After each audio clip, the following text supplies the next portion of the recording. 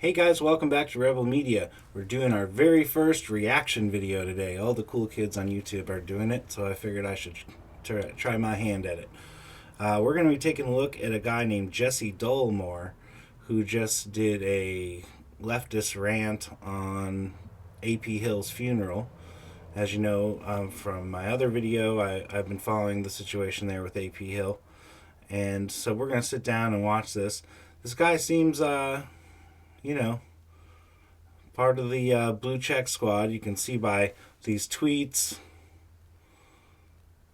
and with a thumbnail like this, I think we know what we're getting ourselves into, but let's start. Alright guys, let's check out what Mr. Dollemore has to say about bizarre funeral for coward Confederate general who died in 1865.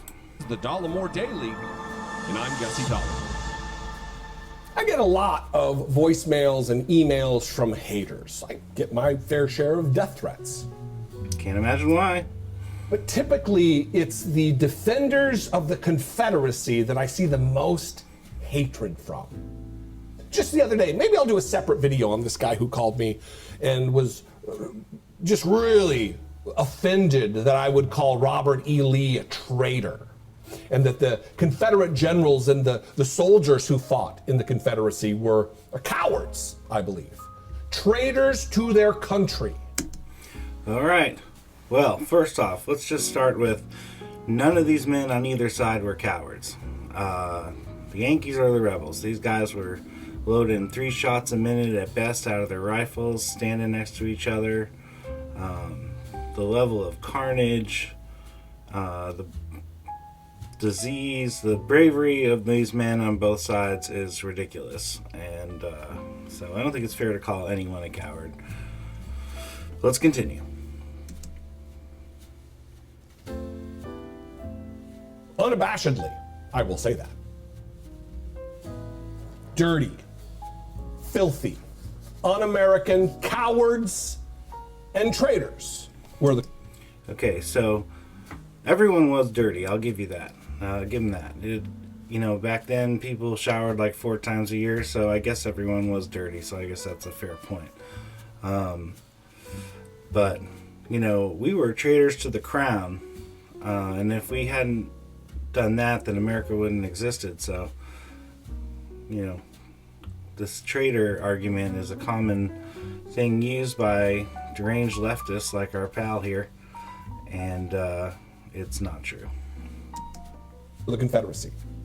And there's this refrain when we talk about whether it be reparations for descendants of slaves in this country. Slavery was all this time ago. Who cares? Get over it. So he's doing his Southern imitation here, so you can tell that he just sees Southerners as ignorant rednecks. So that's what I'm getting from his impression here. A lot of that talk, probably in a very similar voice to that. So when I came across this story, I had to talk about it, because these same people that are slavery was 100 years ago, get over it, are the same ones donning costumes and having a funeral for Ambrose Powell Hill, otherwise known as A.P. Hill, a Confederate traitor general. And they're all in their costumes and they're having an actual funeral because his remains got moved from one place to another. For the 4th time, and this time he was moved due to social justice. All the monuments in Richmond were taken down after George Floyd. You guys probably know that. But the differences with A.P. Hill is he was buried underneath the monument, so they had a real tough time tearing down his monument. I did a video about that. You guys can check that out. So all of these anti-democratic, un-American ghouls get together and they celebrate the life of a fellow scumbag traitor. It's a pretty blanket statement there to call all these men here and women scumbag, un-American traitors. They seem pretty American to me. Reading from the Telegraph, Confederate generals' remains moved to Virginia hometown. And really, I just can't get over the solemnity that they show up with their dour outfits. They're black, they're in mourning of this traitor to America, while living under the auspices of the freedom they claim to love and cherish and enjoy under the Constitution that these same assholes like A.P. Hill tried to do away with. They didn't try to do away with the Constitution. They actually tried to create their own Constitution, which I've read. It's very similar to the American Constitution, if you never read it, or I'm sorry, the U.S. Constitution. And I think one of the main differences, some good, some bad, but the one I think is cool is that they thought we should have a president every 6 years and switch. No re-elections, no 2 terms. That would be a good idea, I think. All in an effort to maintain slavery, to maintain the ability to own another human being as property. Okay, so before you guys go in the comments and call me a lost causer and all that, I am not one of these people that does not recognize that slavery was a factor in the war. America was fighting over slavery way before the war. We had, the Missouri Compromise. We had Bleeding Kansas, Fugitive Slave Act. I mean, slavery was a factor for sure. But you can't say that all these men that fought back then were fighting for the sake... Sorry, stupid cars. Were fighting for the sake of slavery, so that rich people could own slaves. The majority of these men were fighting because they felt like they were being invaded by the federal government. Could there be something more vile than that? And they fought a war over it to maintain slavery. The remains of a Confederate general unearthed from beneath a monument at the center of a Virginia intersection have been reinterred at a cemetery in his hometown. Last month, Richmond, which served as the Confederacy's capital for most of the Civil War, removed the statue of Confederate General A.P. Hill, his name is Ambrose Powell Hill, and the general's remains buried beneath after a court battle. On Saturday, hundreds of people, including Confederate reenactors... Oh no, not reenactors. You mean the guys who put tons of effort into preserving history and sharing with younger generations? Can't have that. Gathered to pay their respects to the general at a ceremony in Fairview Cemetery in Culpeper Hill's hometown. That's Culpeper, Virginia. The Freelance Star reported. The Freelance Star is a paper in Fredericksburg, Virginia, just a few miles away. The coffin, draped in an old Virginia flag, was brought into the cemetery on a mule-drawn wagon, followed by a riderless horse.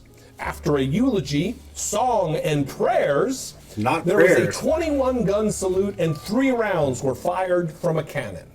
These are military honors. They are honoring this man. They are saying prayers for a man who dedicated his life and didn't die in the Civil War. He died after the Civil War. Whoa. Okay, so obviously Mr. Jesse here hasn't done his homework. A.P. Hill certainly did die in the war. He was trying to take a couple men prisoner, and they decided to not go quietly. And one of the men shot A.P. Hill through the heart, and he fell dead right then and there. So he did die in the war. And he was a veteran. He fought in the Mexican-American War. He was a part of the Army for the federal government before the war started. So he's a veteran through and through. But he dedicated his life, at least the end of it, to the prospect of continuing slave ownership. No. A.P. Hill actually didn't. A.P. Hill was not for slavery. He didn't own any slaves. What he fought for was Virginia, because him and Jeb Stuart, Robert E. Lee, and a bunch of other guys, being a Virginian was a very important birthright, and these guys were all about, state sovereignty. And so that's why he fought. He wasn't fighting to preserve slavery. Yeah. And these idiots gathered with their... Just a quick shout out to this reenactor. He plays the part of A.P. Hill. And if you listen to his eulogy and what they did that day, it's actually pretty cool. Costumes on and wanted to honor him like he's a hero. He was a coward, a vile traitor to the United States. A coward, a traitor, a coward. That's all this guy says. This is his whole argument, and he doesn't even know the history at all. States of America, and they honor him. A little background here. Richmond removed other Confederate monuments amid the racial justice protests that followed George Floyd's killing in 2020.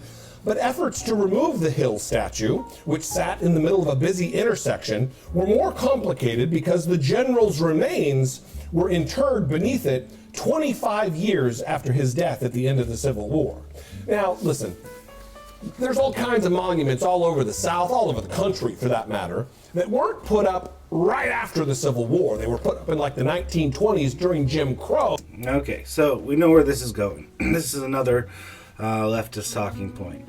So, number one, no one's going to be putting up any monuments after the war because we had this thing called Reconstruction. You guys probably all already know, but tensions were a little high. We had just got through an extremely bloody war, brother versus brother, and it was pretty nasty.